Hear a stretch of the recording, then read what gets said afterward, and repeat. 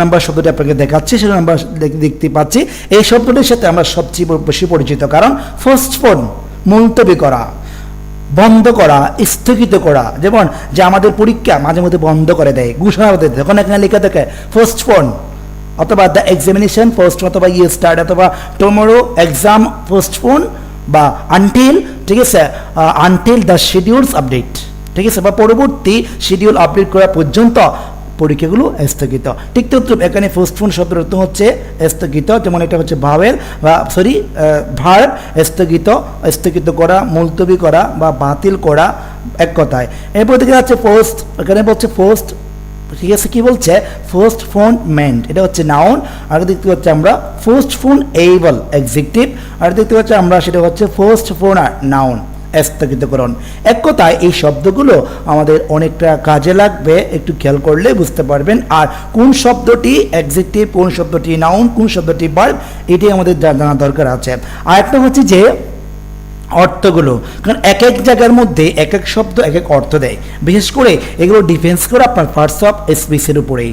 আচ্ছা, সেন্টেন্সে দেখে নিই, ভিডিও যেহেতু বড় হয়ে যাচ্ছে আমরা দেখতে একটু সমস্যা হয়ে যায়, চেষ্টা করবো 10 মিনিট শেষ করার জন্য।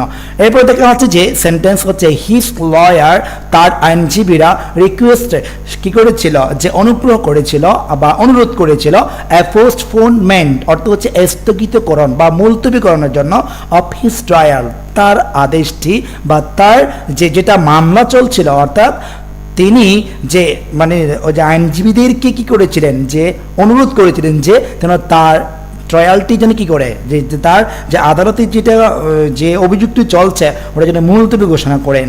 আচ্ছা, এরপর দেখতে পাচ্ছি আমরা 17 নম্বর দেখতে পাচ্ছি আমরা একটি শব্দ দেখতে পাচ্ছি, এটা হচ্ছে অ্যাবসকন্ট। অ্যাবসকন্ট, এটার সাথে প্রিপোজিশন উইথ এবং ফ্রম বসে, আর এটা হচ্ছে ভার্ব, আর এটার বাংলা অর্থ হচ্ছে আত্মগোপন করা। আর এটা আমরা যেটা নাউন দেখি সেটা হচ্ছে অ্যাবসকন্ডার, অর্থ হচ্ছে আত্মগোপনকারী বা ফেরারি, যেটা হারিয়ে যায় এটা।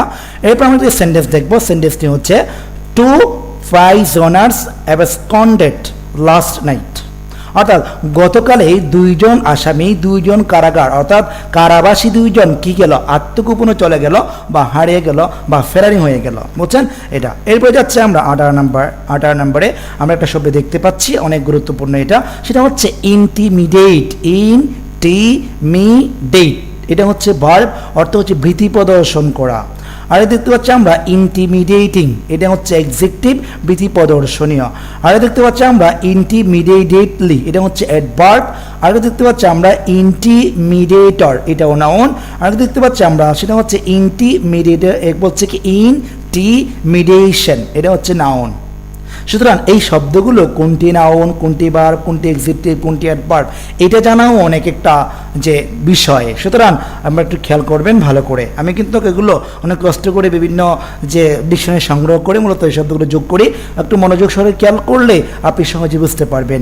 একটা সেন্টেন্স দেখছি আমরা, সেন্টেন্স দেখতে পাচ্ছি ডোন্ট বলছে ডু নট লাইক দোজ, বলছে will is immediate you just walk away from them. আচ্ছা, এটা হচ্ছে সেন্টেন্স। এরপর যাচ্ছি আমাদের 19 নম্বরটি, যেহেতু টাইম বেশি চলে যাচ্ছে। এরপর যাচ্ছি যে স্পাই শব্দটি নাউন, এটা হচ্ছে গুপ্তচর বা গোয়েন্দা। আর দেখতে পাচ্ছি আমরা স্পাইং, অর্থ হচ্ছে গুপ্তচর বৃত্ত বা গোয়েন্দাগিরি।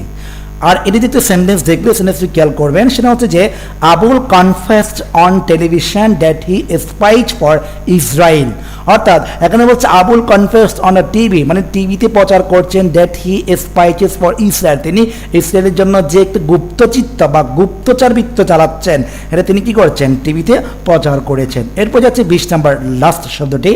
20 নম্বর শব্দ দেখতে পাচ্ছি আমরা হারাস্ট। আমরা জানি হারাস্ট শব্দের অর্থ হচ্ছে হয়রানি।